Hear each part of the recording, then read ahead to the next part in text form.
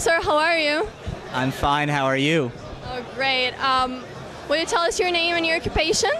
My name is Stephen Keller. I'm the country director for Amideast in Palestine. Okay, amazing. Wow. Would you tell us about this college fair? What do you think about it? I'm so excited and happy that we have this college fair. It's not something that's easy to do. U.S. universities are able to send representatives sometimes to Ramallah and usually more often to Jerusalem, which means Gazans can't get to them. So we have the next best thing. We have many talented graduates and alumni and students from U.S. colleges and universities who are committing their time and their knowledge and their experience to educating young people in Gaza about the opportunity not only to study at the university that they know, but the opportunity to study in general in the United States. We can give you lots of pieces of paper with lots of information, but the best thing is for you to talk to someone who's been there and who knows, and who also is coming from you, is a Gazan and has this experience. So I think it's a great opportunity and I'm very excited about it. And I want to thank especially the Fulbright Alumni Association here in Gaza and the consulate in Jerusalem, because together they made it possible for Amideast to do this. Wow, thank you so much.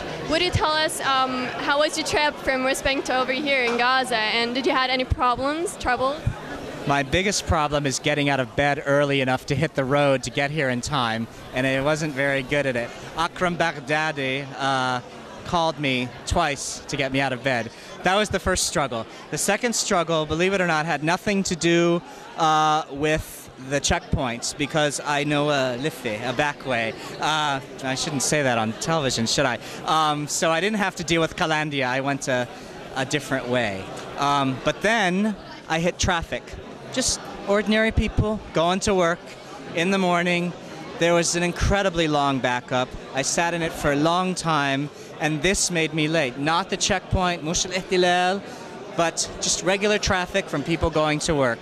This was amazing trouble.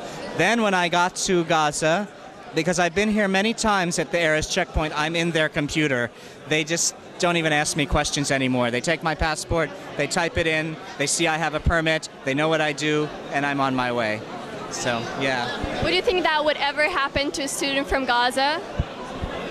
Some students have it easy, and some students have it very hard when they go through, and some students don't get through at all.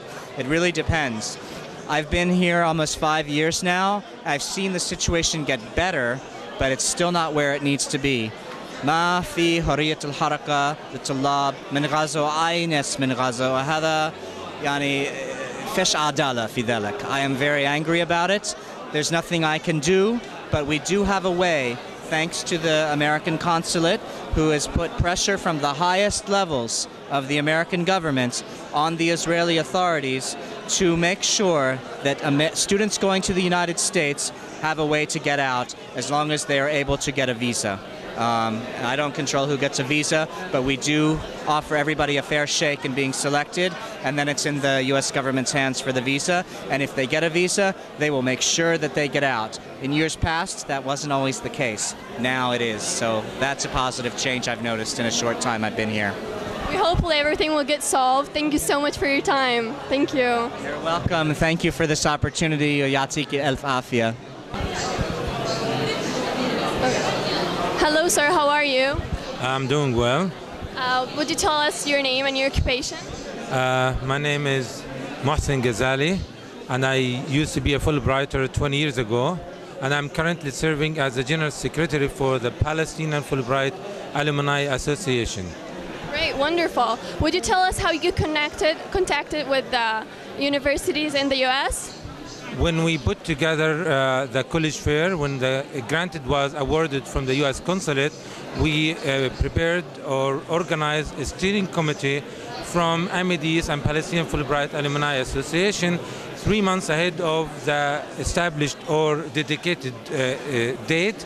And we divided between Fulbright alumni to contact. We nominated each person from the Fulbright community to nominate and contact his university or her university. For my case, I'm an alumni of Washington University in St. Louis, and I contacted a professor whom I keep contact over those years, and I contacted her who referred me to the dean's office or the admissions office, and I was in touch with the admission office way ahead of time. We managed to receive all the materials, and I must say that I want to thank Washington University because it's the most impressive materials that we receive in bulk and good quantities to be distributed to all students. Wonderful. Did you had any problems to contact them, or they send you any materials? There was any problems?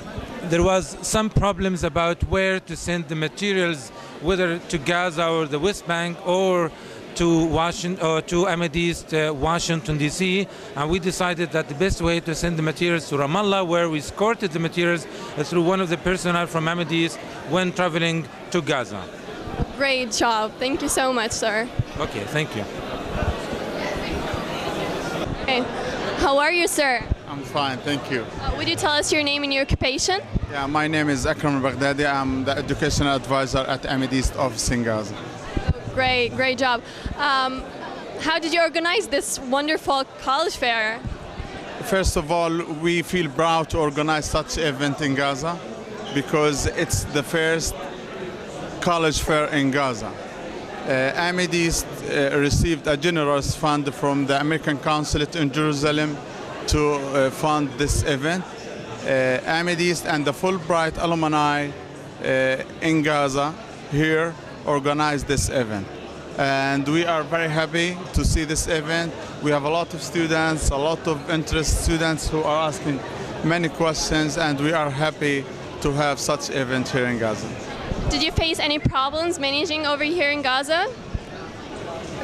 In Gaza, the main problem was the mail itself. When we had contact with the U.S. universities in the States, we couldn't get all the information, bulletins, promotional materials from the universities because of the closure.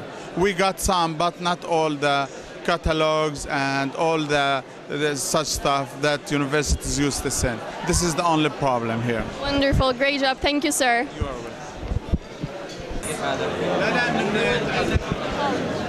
Hello, how are you? I'm fine, thanks. Would you tell us your name and your occupation? Okay, my name is Obaida Abu Hashim. I'm a student in MIT in Massachusetts, in Boston, in Massachusetts. Wow, great. How was your experience over there? Well, it was actually a great experience, like to be in the States, to have the experience, to have the culture exchange with many students from all around the world, to meet them in one place, and then like to come back here, Gaza Strip, to give to tell your friend here, to tell everyone you know here about the great experience you have there, to motivate them, to advise them to apply to schools there. So it was a great experience for me, and hopefully I'd like more students from here to apply to schools there and to be able to get admitted there. So to bridge the cultures and to go and come back to develop Gaza Strip. What does it mean to you representing your country? What does it mean to you representing your country overseas? Well, it's great experience to tell people overseas how people live here, how people here would like to have their positions, would like to have their develop their skills, develop themselves, and exchange cultures with people all over the world. Great, thank you, sir. Sure.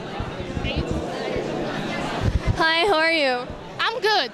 My name is Abir Obeid, and I'm an undergraduate student in the University of Yale.